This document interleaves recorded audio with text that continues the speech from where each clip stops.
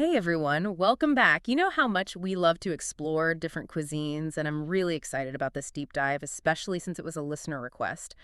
Remember how someone wanted to go beyond just sushi and ramen, like really get into some unique Japanese dishes? Well, Japan is full of those. Every region has its own specialties, and some haven't really made it to the global spotlight yet. And that's what makes this so fun. Today, we're diving into one of those dishes, Hoto. Got it. Hoto. It's this hearty noodle dish, and it comes from the Yamanashi prefecture, pretty much right near Mount Fuji. Oh, wow. So we're talking like serious foodie territory, right? Near Mount Fuji. Okay, so set the scene for us. What exactly is Hoto? Paint a picture for us. Right. So imagine this. You have a rich and flavorful broth, Okay. okay?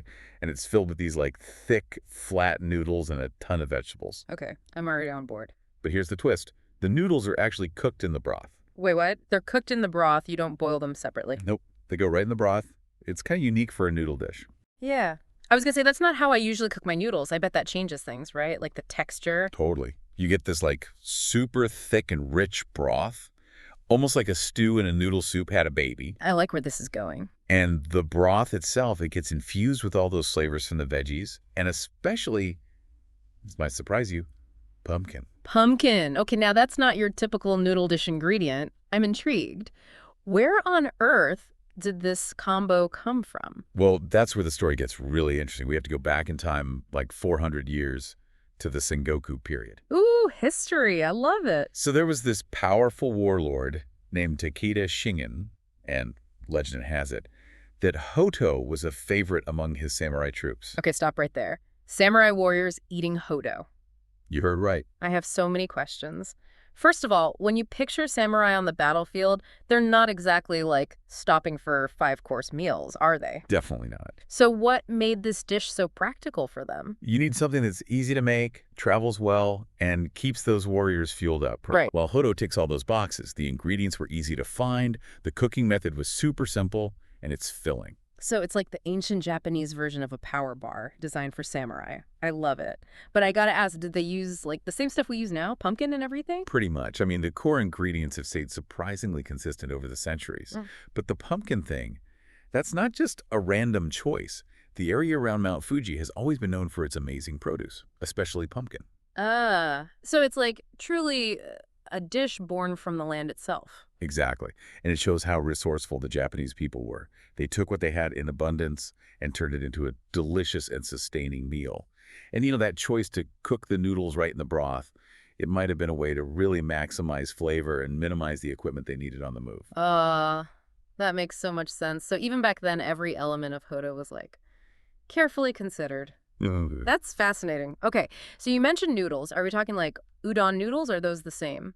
They're similar, yeah, but the Hoto noodles are a bit wider and flatter than udon. That's what gives them that amazing chewy texture. Oh, okay. And the broth you said was flavored with? Miso paste. Uh, Can't forget the miso paste. It gives Hoto that savory umami depth. okay, I'm sold. But thinking about all that simmering with the pumpkin and the veggies and everything, wouldn't that take forever to make? How did they manage that on a battlefield? Well, you got to remember, simplicity is key here. You just Yeah. boil everything together and let those flavors do their thing. Oh.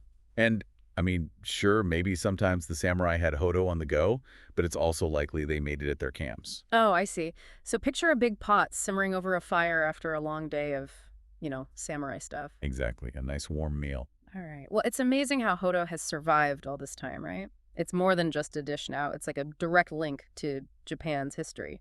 And it's not stuck in the past either. Hoto is still so popular today, it's like comfort food for a lot of people in Japan. Mm-hmm. And there are even restaurants, Hotoya, that specialize in Hoto. Hold on. Entire restaurants just dedicated to Hoto. Wow. Okay, tell me more about these Hotoya. Well, one of the most famous ones is called Hōtō Fudō. It's near Mount Fuji, and they're known for having this really rustic atmosphere. They really capture that Yamanashi tradition. Have you been there? I have. It was awesome. What was it like? Tell me everything. Oh man, it was such a cool experience. You walk in and you can just smell the Hoto simmering away.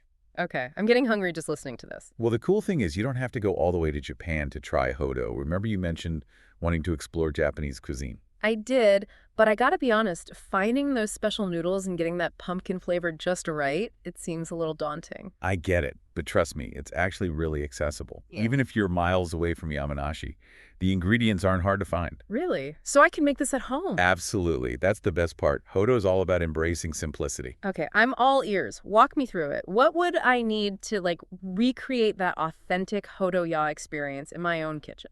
Well, first things first, you got to start with the pumpkin. I mean, that's what gives Hoto that, like, signature sweetness and creamy texture. Okay, pumpkin, check. What about the noodles themselves? Are those something I can just pick up at the store, or do I need to, like, hunt them down? You might not find them at, like, every single grocery store, but most Asian markets will have them. They're usually labeled as Hoto noodles. Sometimes you'll see them as flat udon noodles. And if you're really in a pinch, you can use wider udon noodles as a substitute. Won't be exactly the same, but it'll work. Good to know. Okay, so pumpkin, noodles. What else is essential? We gotta nail that authentic Hoto flavor. Ah, the secret weapon, miso paste. That's what gives the broth that savory umami depth that just makes Hoto so good. Make sure you get a good quality miso paste, the kind that's a bit darker and has a richer flavor. You won't regret it. Miso paste, got it.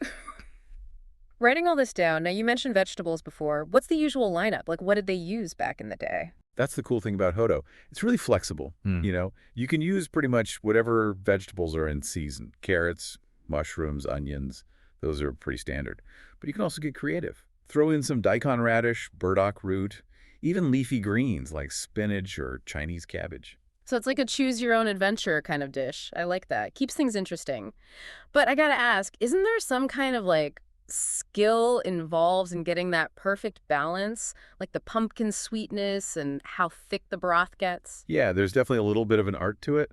But the good news is Hoto is pretty forgiving. That long simmering time lets all those flavors meld together beautifully, and you can always tweak the seasonings as you go. If you want a little sweeter, add a pinch more sugar. If it needs more depth, a little extra miso paste does the trick. It's all about experimenting and finding what works for you. I love that approach. Cooking shouldn't be intimidating. It's about having fun and making the dish your own. Okay, so I'm officially convinced. I'm going to try making Hodo. But let's say our listener out there is feeling a bit overwhelmed, right? What's like the one piece of advice you would give them before they embark on their Hodo making journey? I would say don't be afraid to play around with it. Like, Hoto is all about simplicity and using what you have. So yeah, use a basic recipe as a guide, but don't be scared to make it your own. Try different combos of vegetables, adjust the miso paste to your taste, maybe even add a little spice if you're feeling adventurous. The important thing is to enjoy the process and create a dish that you're going to love. That's great advice. It's so true. Cooking should be joyful.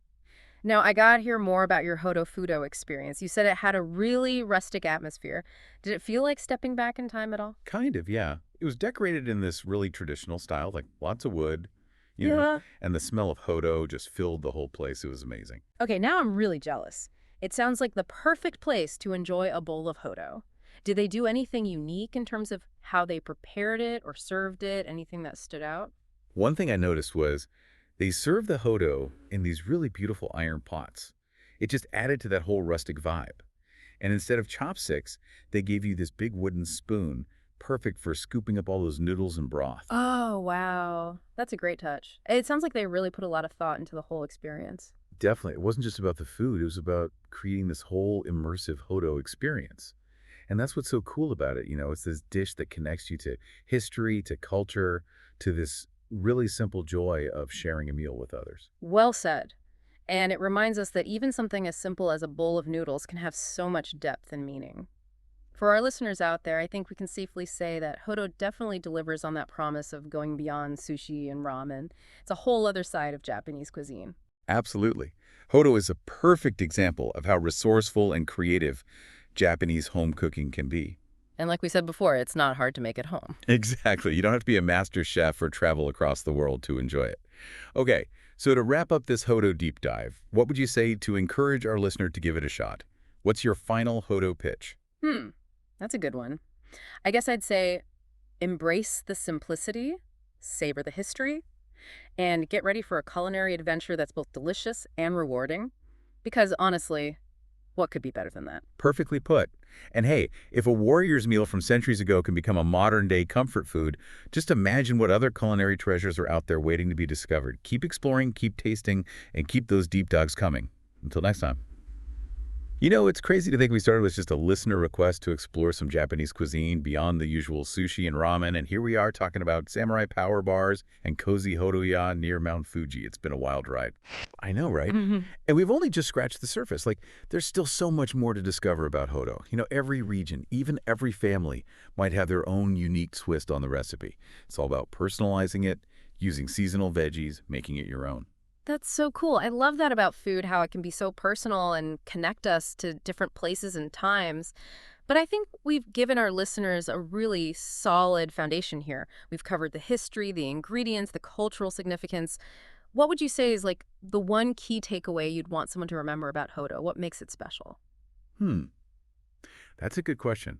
I think it's the simplicity, honestly. Hoto is this really humble dish, but it's also kind of extraordinary. Like, it shows how resourceful people can be with simple ingredients, how they adapt it to their surroundings.